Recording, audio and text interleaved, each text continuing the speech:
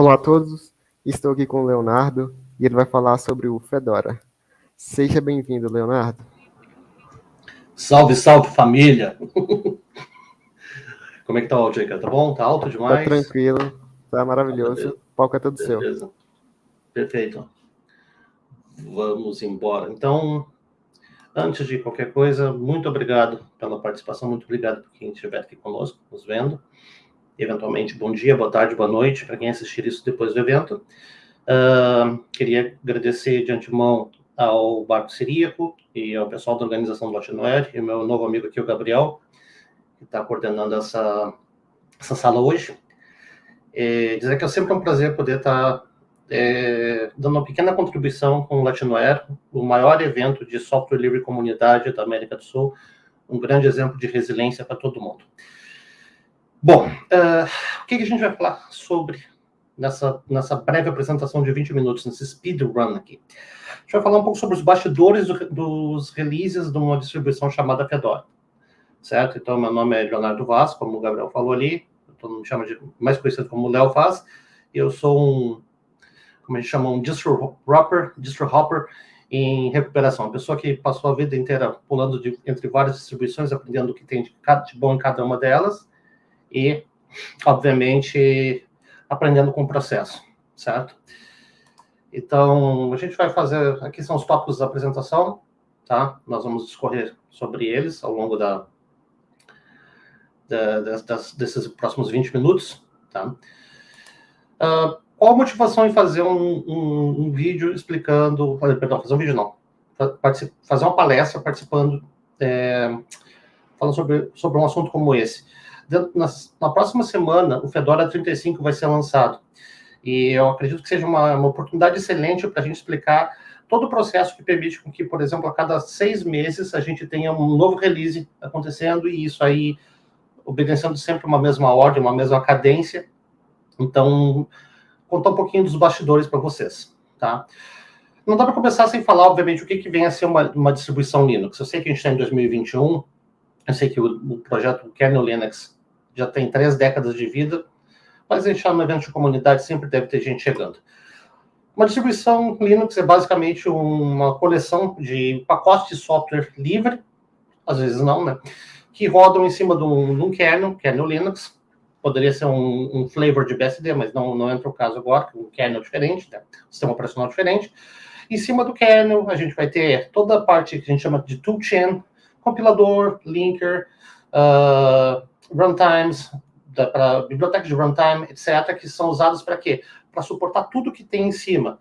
O teu shell, o teu editor de texto, o teu browser, o teu ambiente desktop, o teu cliente do Telegram, o teu editor de vídeo, tudo que você roda em cima, o Apache, servidores, etc. Então, isso é uma distribuição de Linux. É você juntar tudo isso e disponibilizar. Obviamente, uma distribuição de Linux precisa ter um formato e uma ferramenta para gerenciamento de pacotes. Quer dizer, para que você consiga pegar cada um desses softwares e, além de instalar ele, poder remover, sem deixar, obviamente, lixo no seu sistema de arquivos, e também fazer atualizações, tá? E, além, obviamente, do gerenciamento de pacotes, dos próprios pacotes de software, você precisa ter um instalador, um programa instalador, um método de instalação lá, que permita com que você pegue e possa instalar isso num computador. E, preferencialmente, um processo de upgrade que você possa pegar de tempo em tempo e migrar de uma versão para outra, sem necessitar de fazer nenhum tipo de reinstalação, idealmente, né? Todas as distribuições, elas seguem também uma ideia de ciclo de vida. Então, você tem releases sendo feitos toda semana. Se você abre um site chamado distrowatch.com, você vai ver que todos os dias praticamente tem release de alguma distribuição, certo? Sejam as distribuições principais ou sejam as distribuições, as meta-distribuições, que são geralmente baseadas em outras, tá? E por que isso acontece? Porque depois que você lança um software, você tem que lidar geralmente com 2 tipos de problemas. Bugs descobertos pós-release e também atualizações de segurança, tá? Então, todo esse ciclo de vida compreende, obviamente, esses 2 processos. Tem uma outra coisa muito importante também que se chama ecossistema. Toda distribuição que se preze tem que ter um ecossistema que compreende 2 grandes grupos. O primeiro, que desenvolve aquela distribuição, e o segundo, aqueles que usam. São os usuários e desenvolvedores que trabalham juntos dentro de uma comunidade que é o ecossistema daquele projeto, daquela distribuição. Tá, mas não, e quais são as principais diferenças entre as distribuições Linux? Eu diria que a principal diferença, o que caracteriza uma distribuição, é o propósito, certo? Cada distribuição Linux, ela vai ter um propósito diferente, seja prover um ambiente de desenvolvimento, seja prover um ambiente para trabalho para usuários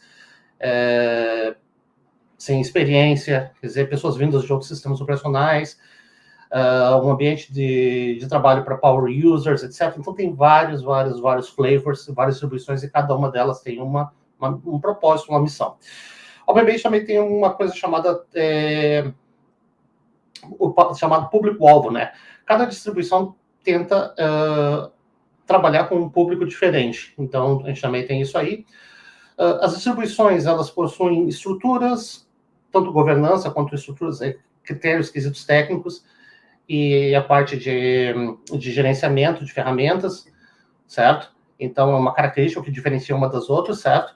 E muita gente que vê de fora uma distribuição, vê um screenshot, por exemplo, de um Fedora, de um Debian, de um Ubuntu, de um Arch Linux, Manjaro, sei lá, pense a distribuição que você preferir, ela vai ver geralmente aspectos externos de usabilidade, o ambiente desktop utilizado, etc. E até muitas vezes estética. Wallpaper e conjunto de ícones que boa parte das distribuições, meta-distribuições, acaba mudando, tá? Tá ok, Léo, mas e o que faz, o que torna o Fedora diferente das demais distribuições? Acho primeiro que a gente pode dizer assim, que é o propósito da distribuição e também o público-alvo, né? O Fedora é uma distribuição utilizada para testar novas tecnologias. Certo? O Fedora está sempre, literalmente, na vanguarda, trabalhando com o que tem de mais recente e também testando coisas novas que vão sendo adotadas no software livre, certo? Ele é desenvolvido tendo em vista diferentes grupos de tipos de usuários e também casos de uso diferentes. Então, por exemplo, o Fedora é feito tendo em mente os usuários principiantes, certo? Mas também ele pensa em usuários avançados, trazendo ferramentas e outras coisas que são necessárias. E ele é utilizado por uma vasta gama de usuários em si, desde administradores de sistemas, que utilizam Fedora, porque, de repente, rodam distribuições que são, digamos, utilizam a mesma base, né, a mesma estrutura, CentOS, RHEL, e um monte de outras distribuições que trabalham que utilizam a mesma estrutura do Fedora, e também desenvolvedores. Por quê? Porque o Fedora, além de prover uma estação de trabalho para principiantes e usuários avançados, com um monte de ferramenta, ele também provém um ambiente de desenvolvimento sólido. Por quê? Porque ele trabalha sempre tendo em vista que você tem o software livre progredindo, então ele tenta te trazer sempre as versões mais recentes e estáveis, tanto de ferramentas de desenvolvimento, compiladores e bibliotecas, certo? Como eu falei anteriormente ali, né, o Fedora disponibiliza, ele traz sempre software em estado da arte, bleeding edge software, né? Então, dentro da árvore de desenvolvimento lá, tem um repositório chamado Rawhide, que basicamente é couro cru, né, o termo, que ele trabalha com onde os pacotes estão sendo constantemente atualizados. Então, você tem o último glibc, o último binutils, o último GCC, e todos os kernel mais recente, tudo isso upstream, e quer dizer, as versões de desenvolvimento dos projetos de comunidade em si, e sempre sendo atualizado. Outra coisa muito bacana que também tem, e eu acho que é uma das coisas mais legais do Fedora em si, é a mentalidade upstream first, que é basicamente o quê? Tudo que você faz de mudança, você envia para os projetos, para que os outros usuários de outras distribuições possam se beneficiar. A gente não guarda, quer dizer, o projeto não guarda nada dentro dos seus próprios repositórios, Então isso é uma coisa bacana, por quê? Porque ajuda a manter o software livre progredindo e contribuindo com outros projetos e beneficiando outras pessoas. Uma outra característica até que posso mencionar sobre o Fedora é a questão do ciclo de vida ser relativamente curto. Cada release do Fedora acontece no período de 6 meses, então a gente pode dizer que tem 2 releases anuais. Nós tivemos um em abril, agora a gente vai ter agora um outro em outubro, e tem uma agenda, tem um cronograma, tem um calendário que a gente vai falar agora, que conta como toda essa coisa, todo esse processo acontece, e graças ao trabalho de centenas, às vezes milhares de pessoas, a cada semestre a gente tem um release novo. Então, nós vamos falar agora sobre o ciclo de vida, né, como um release do Fedora nasce. Bom, tudo começa numa fase chamada planejamento, quer dizer, tipo, terminando agora, por exemplo, o Fedora 35, como eu falei, vai ser lançado, então, logo após o lançamento do Fedora 35, já vai se começar as discussões para o que vai vir a ser o Fedora 36, que deve ser lançado ali no final do primeiro semestre, final do primeiro semestre de 2022, certo? E tudo, obviamente, começa com o quê? Um planejamento de funcionalidades, as mudanças que vão ocorrer, mudanças específicas, mudanças globais, novas versões de pacotes, etc. E tudo isso é planejado e discutido bastante detalhado para que você tenha o quê? Uma agenda de um schedule com todas aquelas tarefas do release.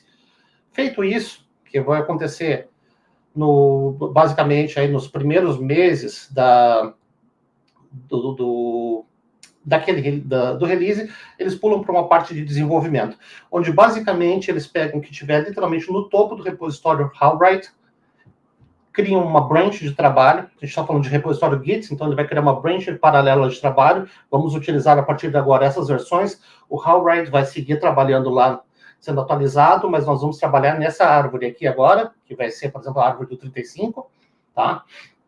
E, obviamente, quando você tem aqui só código, então eles vão pegar toda essa árvore aqui e vão fazer o quê? Vão recompilar todos os pacotes, que a gente chama de mass rebuild, e deixar isso pronto nos repositórios internos, para que o pessoal da própria comunidade interna de contribuidores e o time de QA do projeto consiga fazer o quê? Testes. Então, eles fazem toda uma série de testes, até chegar um ponto lá, próximo à data que eles estipularam para o release, né? Abril, maio, outubro, novembro, onde eles vão ter um período ali de criar uma beta, uma versão beta, certo? Jogar isso aí para uma quantidade maior de usuários. Aí você já consegue ver que já é possível até atualizar se você usa Fedora, você pode atualizar, por exemplo, do 34 para o 35 beta, que foi lançado algumas semanas atrás, e ali você contribuir também para ajudar o processo de Quality Assurance, de QA, para conseguir, eventualmente, ter o release, ajudar contribuir para o release. Em determinado ponto, entre a parte de desenvolvimento e o release, também tem uma parte que a gente chama de feature freeze, que é um momento onde aqui a partir desse momento a gente só vai corrigir bugs, a gente não vai mais atualizar mais nada. Isso aqui corrige bug até chegar no momento onde tem o release. Na semana do release você vai ter o pessoal do projeto literalmente jogando aquelas imagens ISO que são geradas, né, as golden images, né, do General Availability, jogado para os repositórios e feitos os mirrors ao redor do mundo. Mesma coisa para os pacotes, tá?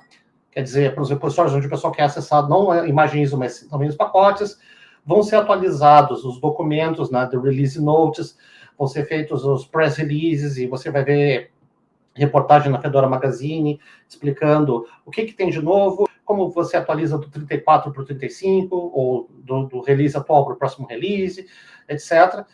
E, obviamente, a comunidade, através do grupo de embaixadores, vai passar os próximos meses em conferências, em eventos, fazendo posts e blogs, para que esse release seja divulgado.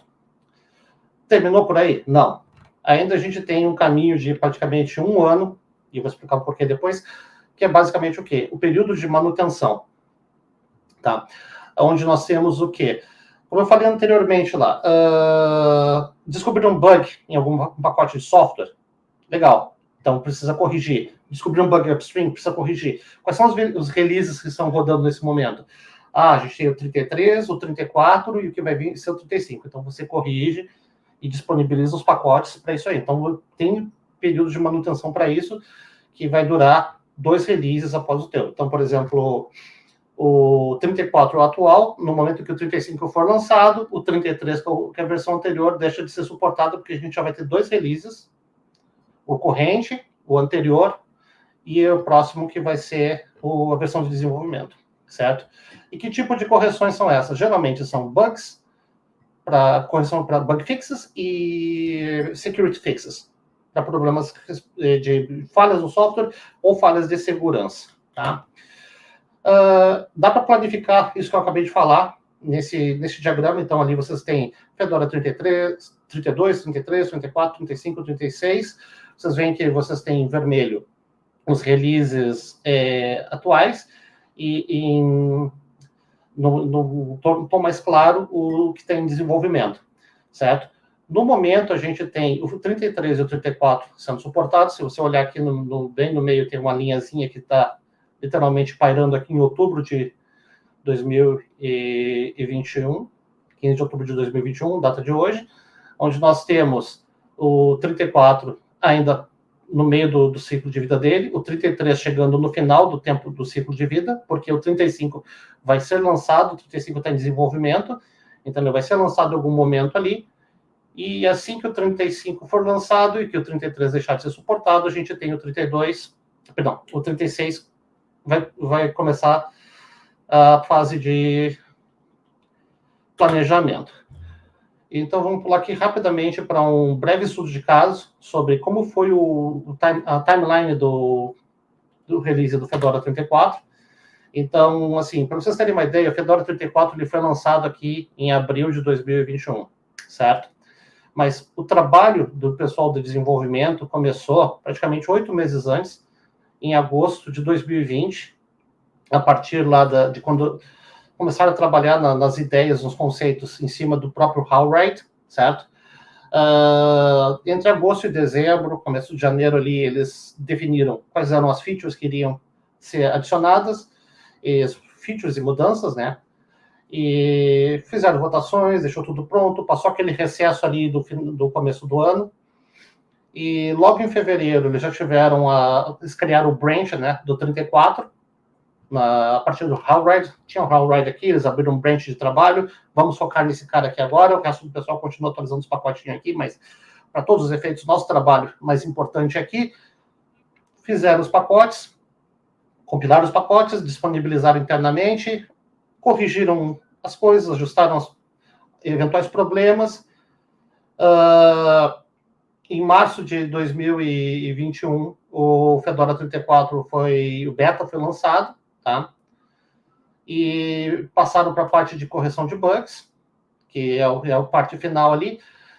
Isso em março, perdão. Em abril, a gente teve o que a gente chama de freeze final, né? Onde eles, como eu falei antes ali, não vamos colocar mais nada, só vamos corrigir bugs. Até semanas mais tarde, o Fedora 34 estava disponibilizado já com a versão com Gnome 40, tá? Então, é basicamente o trabalho de 8 meses, de centenas de pessoas que trabalham juntas. Vocês podem ver que isto acontece praticamente em paralelo para vários releases. Então, mesmo a equipe de pessoas que está trabalhando, às vezes, no 35, vai trabalhar no 34, atualizando pacotes, e vai, eventualmente, começar a ajudar no 36. Então, é uma coisa bastante interessante. E outro fato interessante, aqui tem uma URL aqui embaixo que mostra, no slide, que mostra toda a agenda. Então, dá para vocês verem ali todo o planejamento, todas as datas.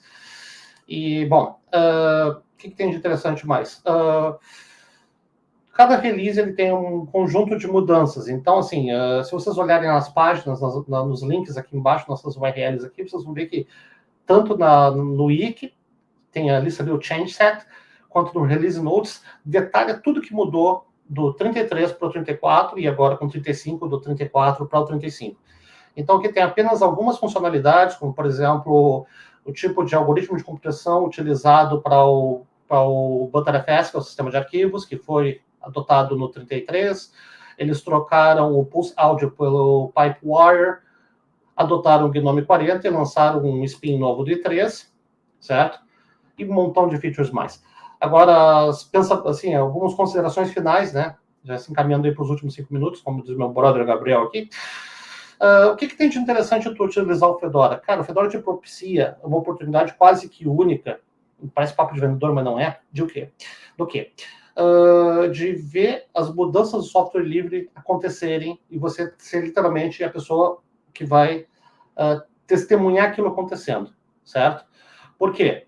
Porque é uma das distribuições que, além de trabalhar com software bleeding edge, ela também está adotando coisas novas. Então, eu costumo brincar, né, que os usuários de Fedora foram as primeiras pessoas a desabilitar o SE Linux e a blasfemar contra o systemd. Por quê? Porque foi a distribuição onde essas duas tecnologias foram adotadas primeiro, né? Querendo ou não, para bem e para o mal, o Fedora acaba sendo uma distribuição que literalmente direciona o futuro do software livre. Então, você vê as coisas primeiro no Fedora e das outras distribuições. Fora isso, existem coisas fantásticas no projeto que eu posso falar, que se sobressaem em várias áreas. Uma das coisas que eu acho muito bacana é a forma da estrutura do projeto, de como a capilaridade do acesso dos canais aos usuários, entende? Tem revista, está em todas as mídias sociais, tem pessoas trabalhando dedicadamente nisso, existem embaixadores em todo mundo, aqui no Brasil a gente tem, na América Latina nós temos, já tivemos várias vezes no Latinoair, inclusive, com atividades, Daniel Lara, Volney, e vários outros amigos, o Silvio, que vão para o Latinoair e participam, são contribuidores do Fedora, do projeto Fedora Ambassadors. Isso acontece por conta do processo simplificado de contribuição, é muito simples, não é burocrático, entendeu? E todo mundo que contribui tem acesso a uma infraestrutura excelente e ferramentas excelentes. Então, sim, tem tudo que precisa, repositórios, build systems, várias ferramentas para todo tipo de trabalho, tradução, etc. Então, todo mundo pode contribuir, é aberto, e é bastante simples de chegar e entender o processo e seguir trabalhando. Obviamente, nem tudo são flores. Então, tem algumas coisas que, assim, que se você usa Fedora, você tem que aprender a conviver, né? Uma dessas coisas que você precisa aprender a conviver se chama a impermanência, né? Que é o fato de que as coisas vão mudar, querendo ou não. Que é a questão, assim, se você, mesmo que as coisas estejam funcionando, aquele componente de software ele pode mudar, e o exemplo mais clássico disso aí que eu posso dar, recente, é a troca do Pulse Audio para o Pipewire, que é um subsistema de som. Tudo continua funcionando, mas o que está por baixo, o componente de software, digamos que o motor, o engine, ali mudou, certo? Usar Fedora é literalmente aprender a morar num apartamento em obras, num campo de construção, tá? E outra coisa que é importante, tu está trabalhando, e levar em conta que tu está trabalhando com software livre em estado da arte. Então, sempre vão existir bugs, tu precisa aprender a conviver com eles e a reportar eles. Porque bugs não reportados, eles sobrevivem por anos e anos. E muitas vezes, ao simples fato de tu reportar um bug, é a tua maior contribuição para um projeto de software livre. Se tu não desenvolve, se tu não traduz, se tu não faz nenhum tipo de coisa, mas tu tá ali, tu testa alguma coisa, descobre um bug, gasta um tempinho, vai lá e avisa quem desenvolve, dá um feedback sobre a tua experiência e com isso aí tu faz coisas fantásticas. E isso aí, cara, terminamos nosso speedrun aqui. Deixa eu dar um stop sharing para ver se o Gabriel está aqui ou se eu estou falando sozinho. Não, estou aqui com você, Léo. Bacana. Tudo bem? Só tem um comentário aqui, do Guilherme. Posso colocar na tela? Vai embora. Manda bala. Tentei usar Fedora, porém fui fazer a pergunta para a comunidade no Telegram, foram tóxicos e nunca mais usei. Lamento isso. Eu acho isso muito triste. Infelizmente, é uma coisa que tem acontecido.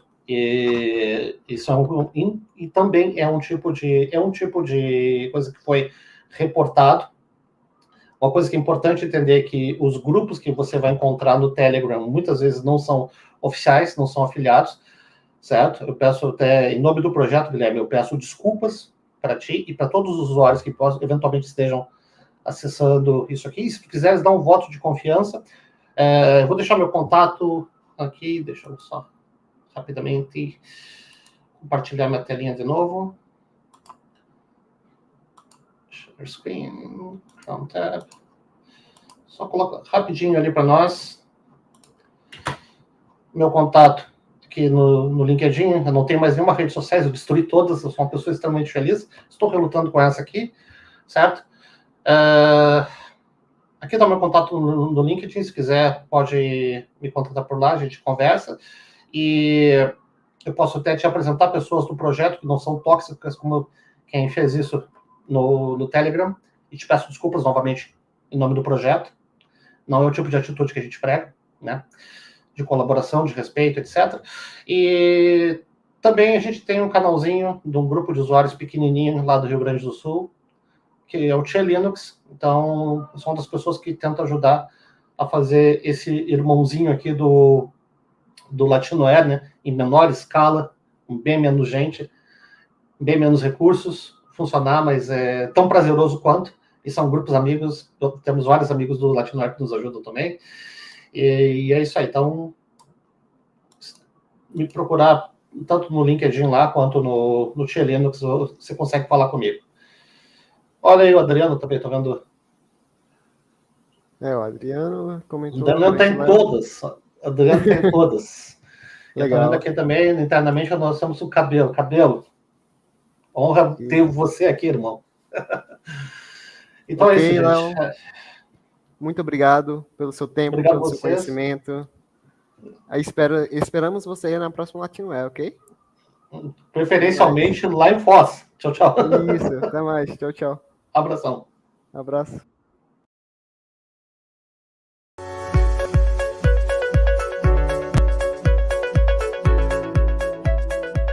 Vale dos Dinossauros.